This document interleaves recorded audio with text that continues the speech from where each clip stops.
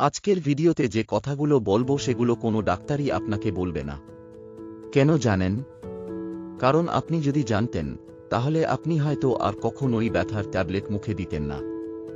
ব্যথা কমাতে আপনি যে ট্যাবলেট খাচ্ছেন সেটা হয়তো আপনাকে ধীরে ধীরে অসার করে দিচ্ছে, মৃত্যুর দিকে ঠেলে দিচ্ছে। হাতে ঝিমঝিম ভাব, ঘন ঘন গ্যাস্ট্রিক, ক্লান্তি, এসব কি নিয়মিত হচ্ছে? তাহলে এই ভিডিওটা আপনার জন্য। আজ আমরা জানব ব্যথার ওষুধ কিভাবে স্নায়ুর ক্ষতি করে, শরীরের আরও 7টি জায়গায় কি কি সমস্যা হয়, কোন লক্ষণগুলো দেখলেই সতর্ক হতে হবে, আর আপনি কিভাবে নিজেকে রক্ষা করবেন। চলুন তাহলে জেনে নেওয়া যাক।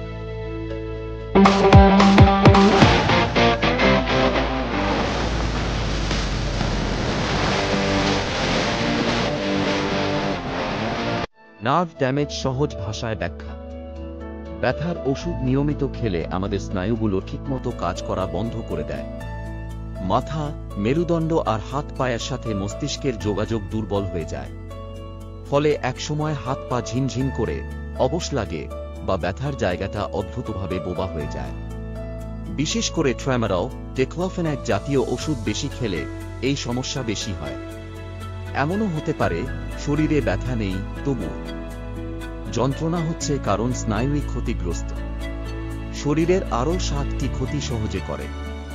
হৃৎপিণ্ড, এই ওষুধগুলো রক্তচাপ বাড়াতে পারে।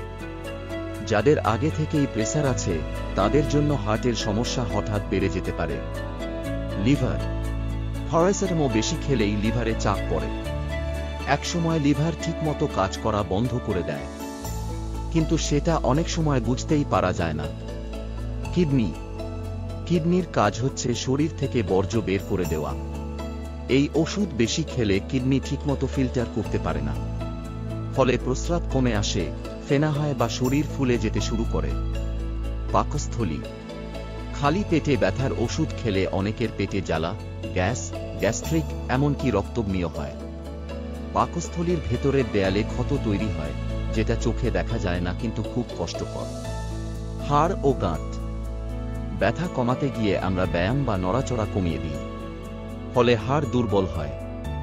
এছাড়া কিছু ওষুধ ক্যালসিয়াম শোষণে বাধা দেয়, ফলে বয়স বাড়ার সঙ্গে সঙ্গে হাড় ভেঙে যাওয়ার ভয় থাকে। চোখ, ট্রামাডল বা শক্ত ব্যথার ওষুধ খেলে কারো কারো চোখে ঝাপসা দেখা, চোখে চাপ বা মাথা ঘোরা দেখা যায়। গর্ভাবস্থা ও মেয়েদের সমস্যা, সব ওষুধ সবসময় খাওয়া যায় না। গর্ভাবস্থায় অনেক ব্যথার ওষুধ ভ্রূণের ক্ষতি করতে পারে, এমনকি মেয়েদের হরমোনেও প্রভাব ফেলে পিরিয়ড অনিয়মিত হয়। কিভাবে বুঝবেন আপনার শরীর ক্ষতিগ্রস্ত হচ্ছে? লক্ষণ: হাত পা অবশ বা ঝিনঝিন ভাব, ঘন ঘন গ্যাস্ট্রিক, বুক জ্বালা, প্রস্রাব কমে যাওয়া, ফেনা ওঠা, ঘুম না আসা, ক্লান্তি লাগা, মন খারাপ বা বিরক্ত লাগা। করণীয়: আপনি কি করবেন এখন?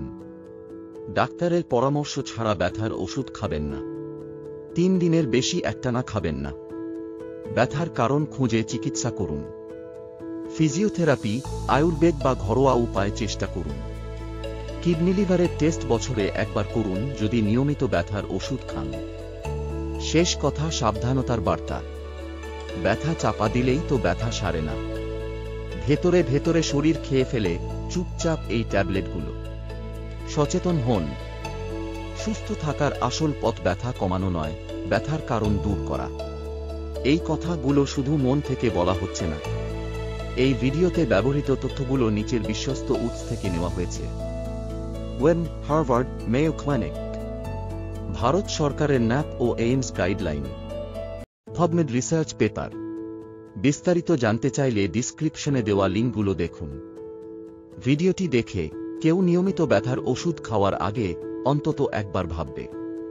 সতর্ক হন, পরিবার পরিজনদের শেয়ার করুন। সবাই ভালো থাকুন, সুস্থ থাকুন।